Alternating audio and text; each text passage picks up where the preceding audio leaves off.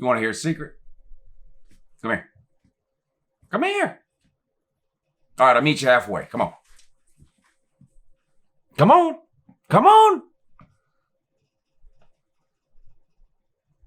Mario Cristobal is going to be the next coach at Alabama.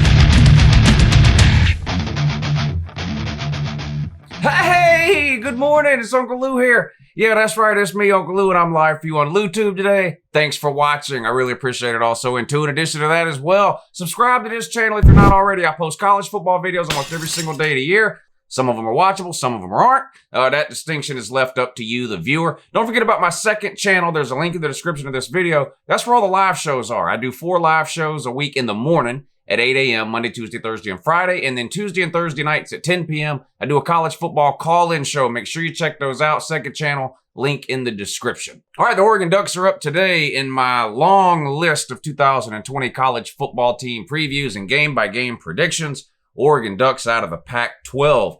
These videos are coming from suggestions over on the Patreon page. So I see all your comments about do this team and do that team. All those teams will be coming, but I've got to get through the list on the Patreon page first before I move on to suggestions from other places. I flipped through the list today. I made a post over on the Patreon page.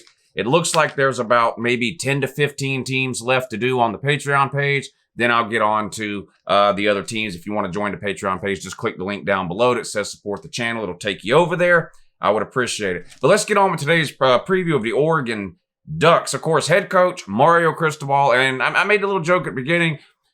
Right now, that's who my money would be on, though. In all seriousness, if for some reason Nick Saban were to announce today that 2020 was going to be his last season, I would not be shocked for them to go after Mario Cristobal. I know Dabo Swinney's a popular pick, but I don't think he's leaving Clemson, not with the success he had. Maybe if Alabama could have got Dabo 2-3 seasons ago, maybe. Now, I just don't think Dabo would leave Clemson. Clearly, Bama will try, but my money right now would be on Mario Cristobal, head coach at Oregon. Going into his 3rd year there, how's he done so far? Pretty good, right? Pretty good. 12-2 last year, 9-4 his first year there in 2018. And more importantly than that, the dude can recruit. He's a serious elite recruiter, the best recruiter in the Pac-12, in my opinion, without question. We'll look at their recruiting rankings over the last few years here in just a second. But let's look at what they did last year real quick. Of course, like I mentioned, 12-2 in the playoff hunt, really right up until the last week of the regular season, or the next to the last week of the regular season, when they lost on the road to, I think, Arizona State. 31-28 was the score. Their only other loss of the season was opening week against Auburn, where they lost 21-27. A game where they really outplayed Auburn the entire game, but that doesn't count. All that matters is the final score. So they ended up with 2 losses. They made the Pac-12 title game where they beat Utah, and then they ended up playing in the Rose Bowl, the representative from the Pac-12 in the Rose Bowl, and they beat Wisconsin. Pretty good season. Really good season, actually. Mario Cristobal, experience at Bama. He was there from 2013 to 2016 under Saban.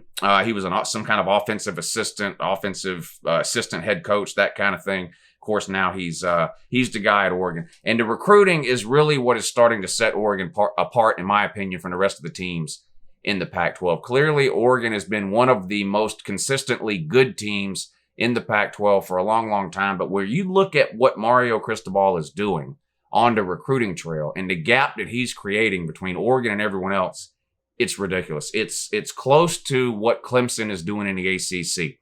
I'm not trying to convince anybody that Oregon is the next Clemson nationally, or that they're going to win multiple national titles over the next few years, although I think they'll have an opportunity to win 1 or 2.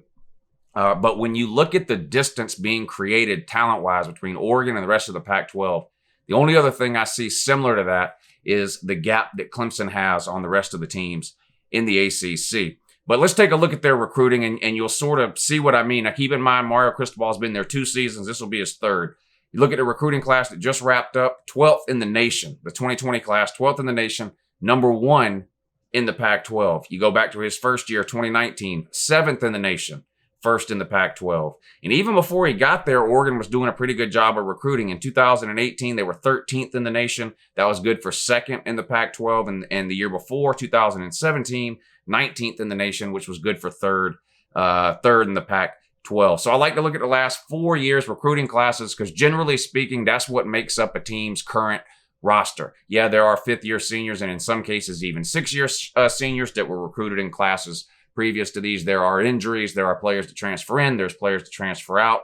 There are players that don't live up to their recruiting ranking. There's players that exceed their recruiting ranking. I understand all that. But generally speaking, I think if you look at the last 4 recruiting classes, it gives you a pretty good idea of the overall talent a roster has to work with from top to bottom. And 2 of the last 4 years, the most 2 recent years, they've had the best class in the Pac-12. Both were top 15 classes nationally. They've got 4 top 20 classes in a row, and they haven't been worse than third in the Pac-12 in those 4 years. They're the most talented team in the Pac-12, and it's really not that close. They're dominating even Southern Cal right now on the recruiting trail, who traditionally has out-recruited everyone else in the Pac-12. That's not the case right now. Oregon on fire when it comes to recruiting. They've lured either the best player nationally or at their position at a couple of key positions in each of the last 2 recruiting classes. Of course, Kayvon Thibodeau, who was the number 2 overall prospect in the 2019 class. You look at the 2020 class, the one that just ended, they got the number 1 inside linebacker and the number 2 inside linebacker in that class. They're absolutely loaded, particularly on defense, and we all know what Oregon can do offensively. Now, they got to replace a quarterback. We'll talk about that in a second. Well, we'll do that now. Let's look at their offense. What did they lose? Who's coming back? What might it look like in 2020? Justin Herbert is gone. He's off to the NFL. One of, if not the best quarterbacks Oregon has had in a long, long time. Broke a lot of records, put up some big numbers, won a lot of games for Oregon. Never able to get them to a national title, but got them to almost everything else except a national title. He's gone. You got to replace him. Who's it going to be? I guess just Tyler Shough, is that his name? Shough. Again, with these players. Now, I don't name these players, so if I say their name wrong, it's not my fault. I didn't name them. He had 4 appearances last year, played okay. I mean, he played mop-up duty. You can't really tell much from a guy that comes in the third or fourth quarter of a 30 or 40-point game. Whether he does, he could do really, really good or he could do really, really bad. You really can't project that to the next year as a starter in terms of what he may or may not do on the field. He's got some potential. He's got some talent. But until we see him go out there and start some games, you have to classify him as a little bit of an unknown. You bring in a grad transfer too, Anthony Brown from Boston College. He at least gives you some experience on your depth chart when it comes to quarterback because you really don't have any outside of Tyler Shaw with those 4 sort of mop-up appearances he had last year. You have a new offensive coordinator from the SEC, got fired at, Mississippi State, Joe Moorhead. Bring him in to run the offense now. We'll see how it goes. If you're going to replace your offensive coordinator, a good year to do it is when you have a new quarterback starting, right, for consistency reasons. So we'll see how the offense works out. I don't think there's very many people who are too concerned about Oregon's offense. I know there's some questions about the quarterback and can the new guy play anywhere near the level of a Justin Herbert. But overall, if you polled 100 college football fans, they're all going to tell you or at least assume Oregon's going to have a pretty good offense. It just seems like they always do. They returned 8 of 10 players who had double-digit catches last year. That's great for a new quarterback, right? They had 10 players last year with double-digit catches, 10 or more receptions. 8 of those 10 returned. So a ton of experience at the wide receiver position to help make up for that lack of experience you have at the quarterback position. You returned 3 running backs who combined for 2,200 yards last year. So again, no real elite dominant, 1,500 or 2,000 yard back maybe, but you got 3 that combined for over 2,000. That's getting the job done. It was led by C.J. Verdell. He's had back-to-back 1,000-yard seasons now at Oregon. Some people think this will be his last year. He'll be off to the NFL. We'll see. Wide receivers, Johnny Johnson III, Jalen Redd. I guess those would be your 2 go-to guys. But like I said, you've got 8 guys that had 10 or more catches last year. So you've got plenty of hands to throw the ball to when it comes to wide receiver, but I like Johnny Johnson and Jalen Redd as 2 of your best guys. Offensive line is really the biggest concern when it comes to Oregon offensively. 4 of your starters from the offensive line are gone. The only one that returns, here's the good news, Outland Trophy winner, Penny Sewell, is that his name? Sewell, whatever the hell his name is again with these names. But you've recruited very well along the offensive line. So again, sort of like with the quarterback, no one really questions the talent you have available at the offensive line position, but it's very inexperienced. And until we see them go out there and play and perform as a unit, you'd have to put the offensive line right now, at least in the question mark category, because we really just don't know. We're going to look at the schedule in a minute. Better get it figured out pretty quick. Got a big game week 2. Week 1, no pushover either, but week 2 in particular, of course, you host Ohio State, which we'll talk about in a second. So not a lot of time for the offense to figure things out with a new coordinator, new quarterback, and 4 new offensive linemen. It helps that you've got a ton of experienced running backs, 3 like I mentioned, and 8 wide receivers returning with 10 catches or more. All of that will help, but we need to see what this quarterback and what this offensive line look like. Let's look over on the defensive side of the ball now and see what you're working with there. You got to replace basically your quarterback of the defense too. Herbert's gone on offense. You lose inside linebacker Troy Dye, the leader of that defense last year without question. Now, I actually believe, even though you lose him, I think your defense will be better overall in 2020, even than what it was in 2019. If you look at the recruiting like we did earlier, particularly those last 2 classes, 7th and 12th in the nation, both of which were number 1 within the Pac-12. And I mentioned some of these guys you recruited, Thibodeau, those 2 inside linebackers. You are absolutely loaded with freshman and sophomore talent on the defensive side of the ball. Oregon's defense is going to be scary good this year, and I think even next year, at least going forward into the future. Other than that inside linebacker, Troy Dye, almost everyone else on your defense returns, again, from a defense that was pretty good in 2019, one that I think will be better even in 2020.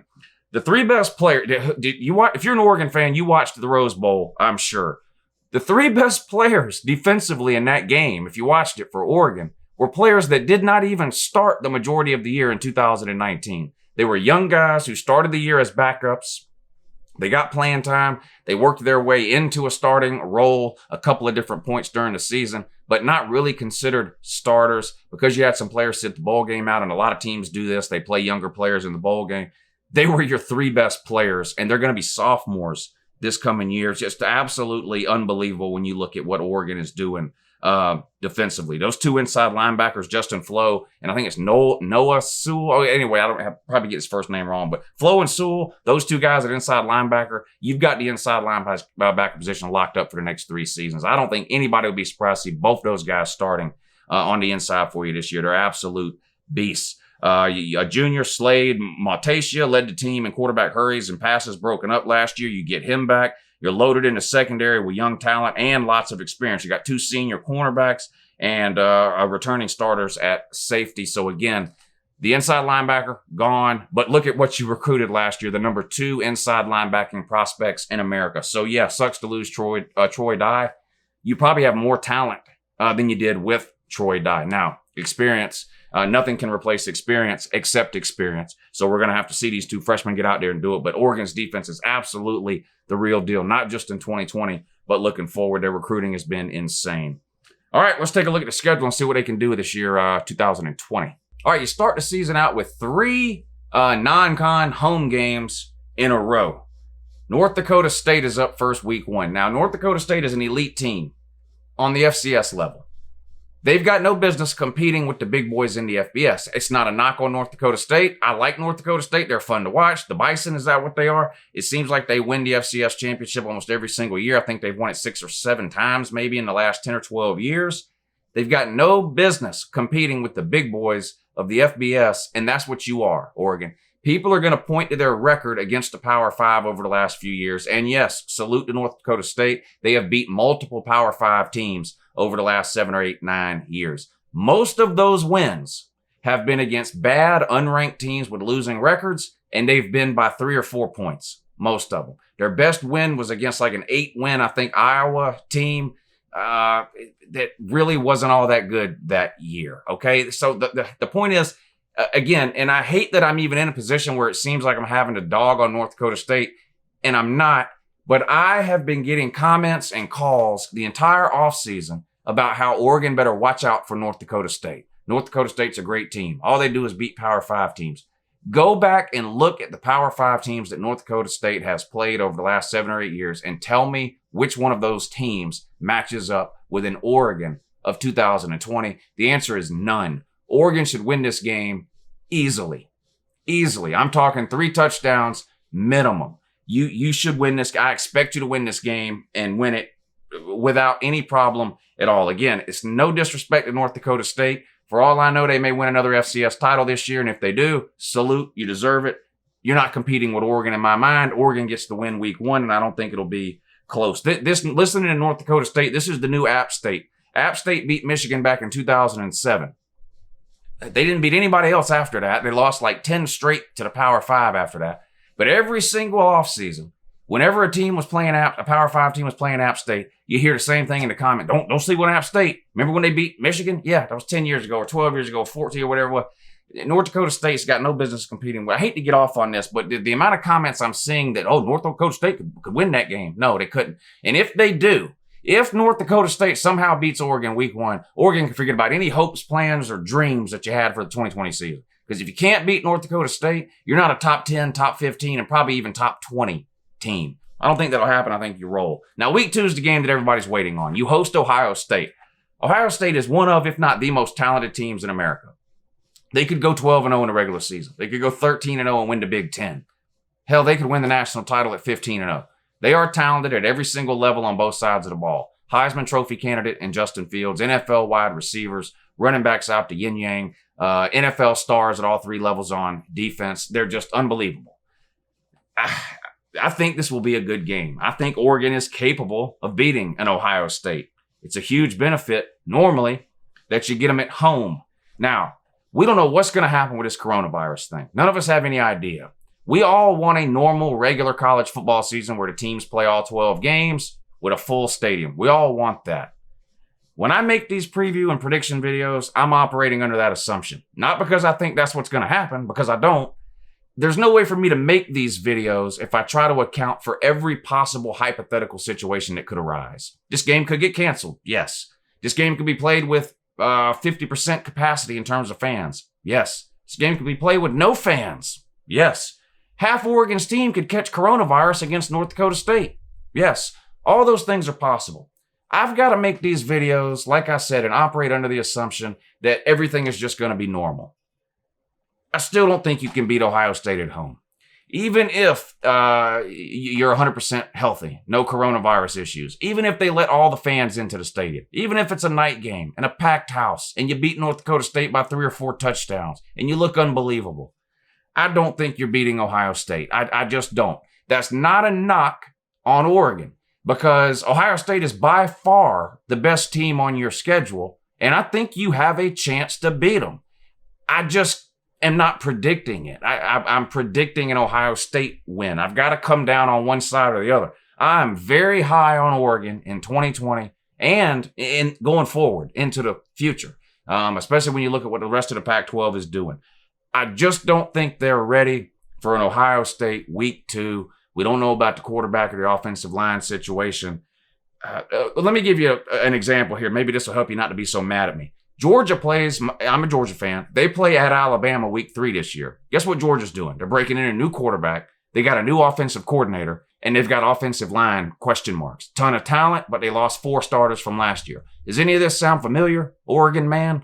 This is why I'm picking Ohio State to beat you, and it's why I picked Alabama to beat my Georgia Bulldogs in week 3. If this game was played later in the season, and I've seen your quarterback play for a month, and I've seen your offensive line develop and learn to play as a unit, maybe I pick it the other way. Same thing with Georgia and Alabama. If that game was later in the year, maybe I would pick it a different way. But I'm picking both these games the same way for the exact same reasons. I'm very high on Georgia. I'm very high on Oregon. I just don't think Oregon's beating Ohio State week 2.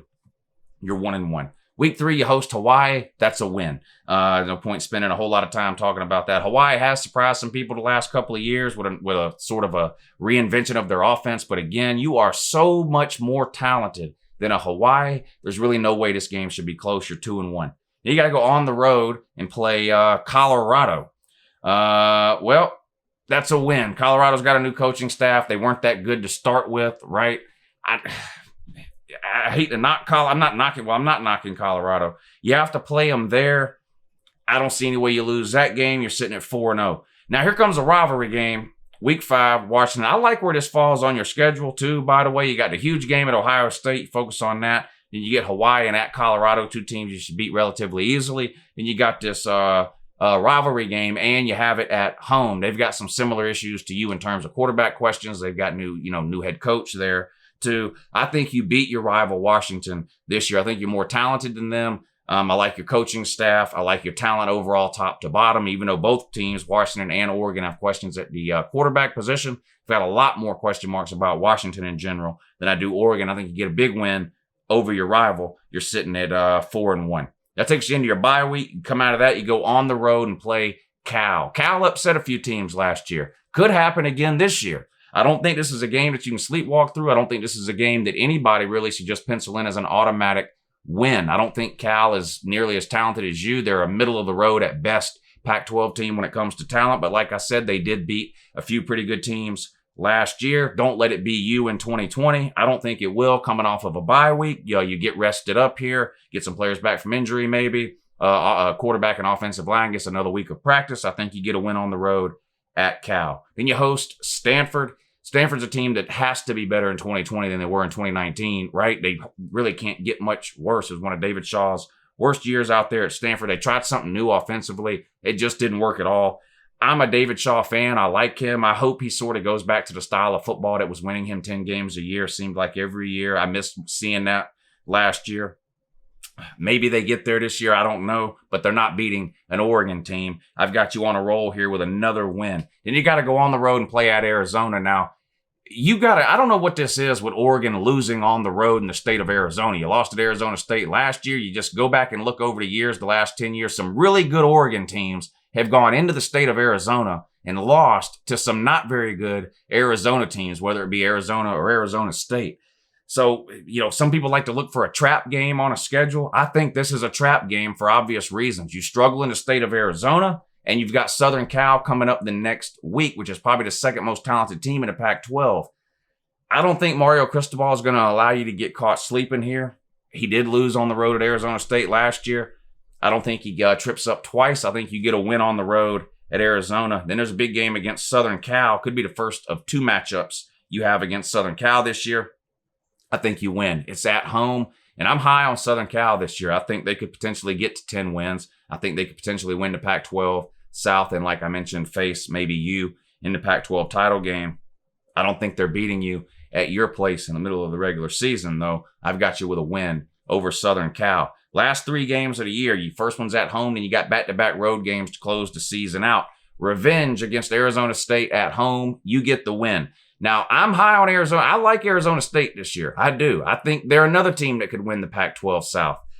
They're ahead of their skis, or whatever that expression is. They're playing above their talent level right now. I was wrong about that head coach down there. I thought he would fall on his face when he got there, and he didn't. He's proved me wrong. He's done better each year he's been there than I thought he would do.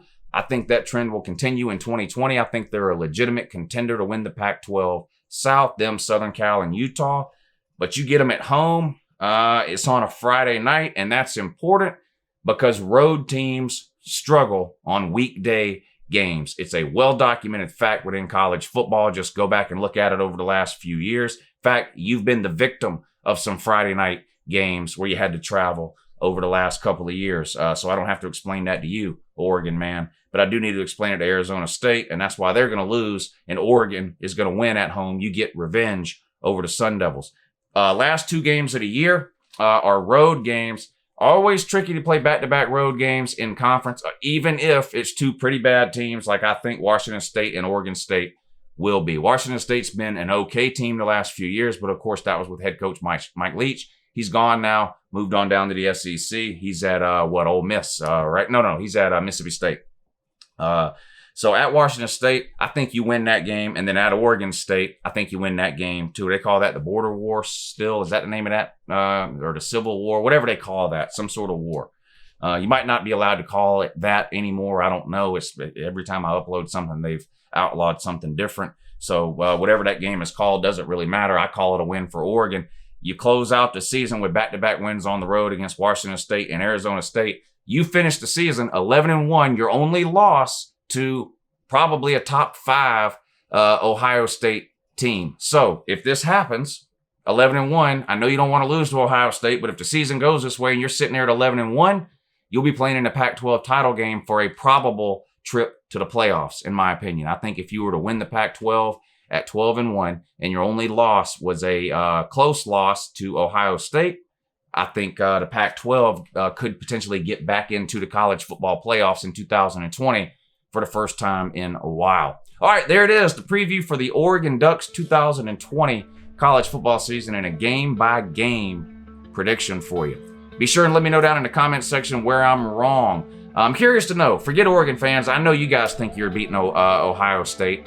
For those of you watching that are not Ohio State or Oregon fans, let me know who you think wins that game. It's one of the biggest games of the offseason. I mean, one of the biggest non-con games of the season. Right? You got LSU, Texas. You got Oregon, Ohio State, Alabama, Southern Cal, a few others sprinkled in there. But that Oregon-Ohio State game, one of the biggest non-con games of 2020. So let me know down below what you guys think is going to happen in that game. I appreciate you guys watching, and I'll see you again real soon. Have a good morning.